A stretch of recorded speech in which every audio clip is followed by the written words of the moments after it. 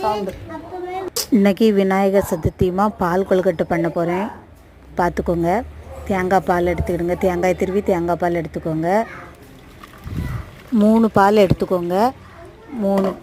3 தடவை பால் பிணைஞ்சி எடுத்துக்கிட்டு அதுக்கப்புறம் 3 பால் பிணைஞ்சி எடுத்துக்கிட்டு அதுக்கப்புறம் 1/2 கிலோ பச்சரிசி மாவு எடுத்துக்கோங்க.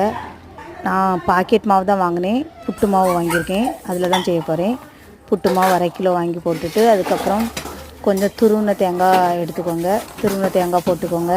அதுக்கப்புறம் தேவையான அளவு சீனியும் போட்டு அதை நல்லா தேவையான அளவு தண்ணியை ஊற்றி விரசிக்கோங்க. விரசி சின்ன சின்ன உருண்டையாக பிடிச்சிக்கோங்க. அது தண்ணி காணுமான்னு பார்த்துக்கோங்க. பார்த்து நமக்கு ஏற்ற மாதிரி அந்த உருண்டை பிடிக்கிற மாதிரி வந்ததும் தண்ணியை பிடிச்சி பிணைஞ்சி உருண்டை கரெக்டாக வந்துன்னா அது போதும். உருண்டை பிடிச்சி எடுத்துக்கோங்க. ஒவ்வொரு உருண்டையாக சின்ன உருண்டையாக பிடிச்சி வச்சுக்கோங்க.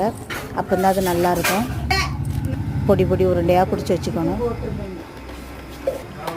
அதுக்கப்புறம் தேங்காய் பால் அடுப்பில் போட்டு கொதிக்க வச்சுட்டேன். அது கொஞ்சம் பொங்கி வந்துட்டு அதை நல்லா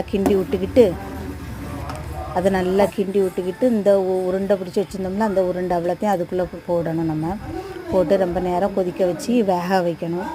நல்லா வெந்து வந்தால் தான் உள்ள மாவு பச்சையாக இல்லாமல் நல்லா வெந்து வந்திருக்கான்னு நம்ம பார்த்துக்கணும். எடுத்து ஒன்று பிச்சு பார்த்தோம்னா நமக்கு தெரிஞ்சிடும். நல்லா வெந்து வந்துட்டுனா அழகாக இருக்கும். அதுக்கப்புறம் இந்த தேங்காய் பால்லையும் நம்ம தேவையான அளவு சீனி போட்டுக்கணும். அப்போ தான் இனிப்பாக இருக்கும். இனிப்பு வேணுங்கவங்க சீனி போட்டுக்கலாம். வேண்டாங்கவங்க சீனி போடாமலும் அந்த மாவில் நம்ம போட்டிருக்க இனிப்பே போதும். அதுக்கப்புறம் கொஞ்சோண்டு மாவை கரைச்சி லாஸ்ட்டில் நம்ம அதில் அந்த தேங்காய் பாலுக்கு மேலே ஊற்றினோம்னா அது கொஞ்சம் கட்டியாகும். அதுக்காக வேண்டி கொஞ்சோண்டு பச்சரிசி மாவு கரைச்சி அதில் ஊற்றி முடிஞ்சால் போச்சு. பால் கொழுக்கட்டை ரெடி. சூப்பராக இருக்குது ஃப்ரெண்ட்ஸ். நீங்களும் ட்ரை பண்ணி பாருங்கள்.